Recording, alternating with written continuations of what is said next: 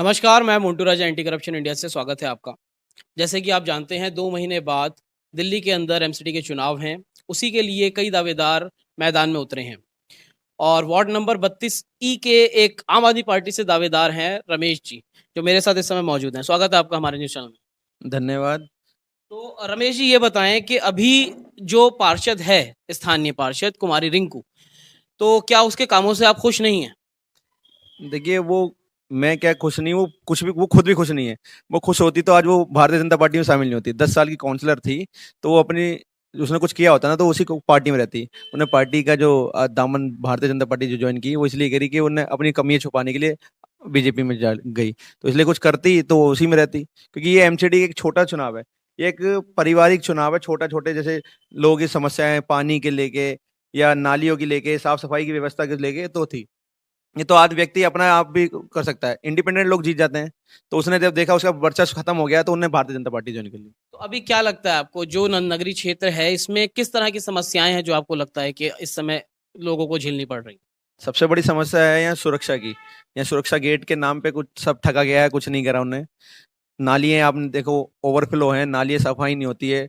पार्कों के नाम पे जो पार्क हम बुजुर्गों के लिए, महिलाओं के लिए, हम लोगों के लिए घूमने के लिए, उनमें गाय भैंस बंधी हुई है, उनमें जुआरी बैठे हुए हैं।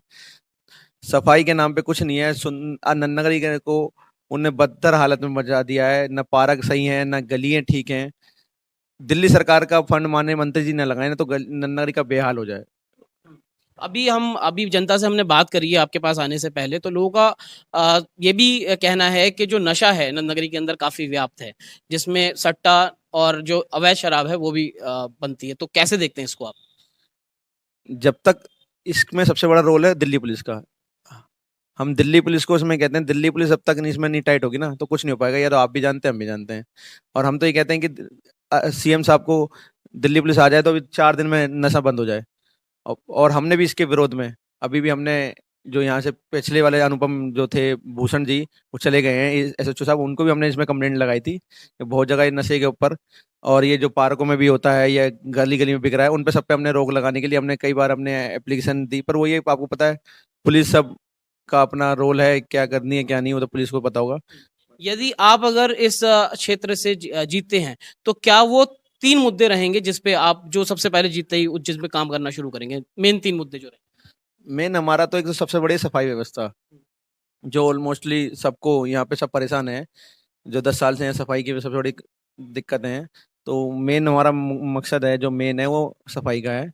सेकंड, ये हमारे एरिया में एक भी कोई मैटरनिटी होम नहीं है। हम लोगों को किसी भी कारण अभी हाल फिलहाल में लॉकडाउन के समय हमने खुद एक्सपीरियंस किया कि लोग परेशान होते थे कि जैसे डिलीवरी केसेस के लिए लोगों को लिए जीटीबी हॉस्पिटल लॉकडाउन कोरोना का बन गया, पूरा कोविड के लिए हो गया।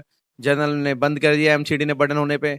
तो लोग खिचड़ीपुर, ये लाल बहादुर शास्त्री ऐसे ऐसे हॉस्पिटल जा रहे थे तो यहाँ लोग परेशान थे। तो हमने मेन हमारा मैटरनिटी होम के लिए हमने यहाँ अप्लाई किया है कि भाई जब भी हम जीत के आते हैं तो हम मैटरनिटी होम बनाएंगे। सेकंड, ये हमारे यहाँ गेट्स नहीं है और हमारी नालियों का बहुत बुरा हाल है जो उससे पूरे घरों में सीलन और से मलेरिया या डेंगू बनता है मच्छरों में जब पानी नहीं होता। तो हमने इस वजह से हम ये सोच रहे हैं हमारा जो 3 मकसद है, एक तो नालियाँ बंद हो, गेट लगे सब गलियों पे, मैटरनिटी होम बने और लाइब्रेरी बने। ये हमारा मेन मकसद रहेगा। और नगरी वासियों को आप संदेश कोई देना चाहें हमारे द्वारा? नगरी वासियों को मैं संदेश दूंगा, आपने पिछले 10 सालों से यहाँ काउंसलर जो जिताई थी उसने कुछ नहीं किया। आप एक बार यहाँ आम आदमी पार्टी का पार्षद बना के देखें, जिससे दिल्ली सरकार में से चहुमुखी विकास हो रहा है, इसी तरह निगम में भी विकास होगा।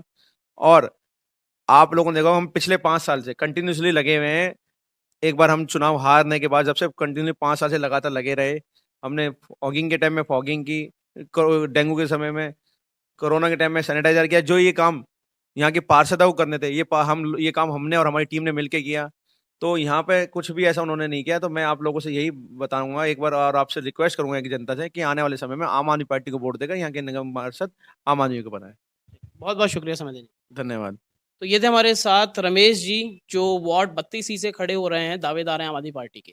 कितना जनता सहयोग करेगी, समर्थन देगी, ये आगामी चुनाव में पता चलेगा। धन्यवाद। सब्सक्राइब करें हमारे YouTube चैनल को और बने रहें हमारे साथ।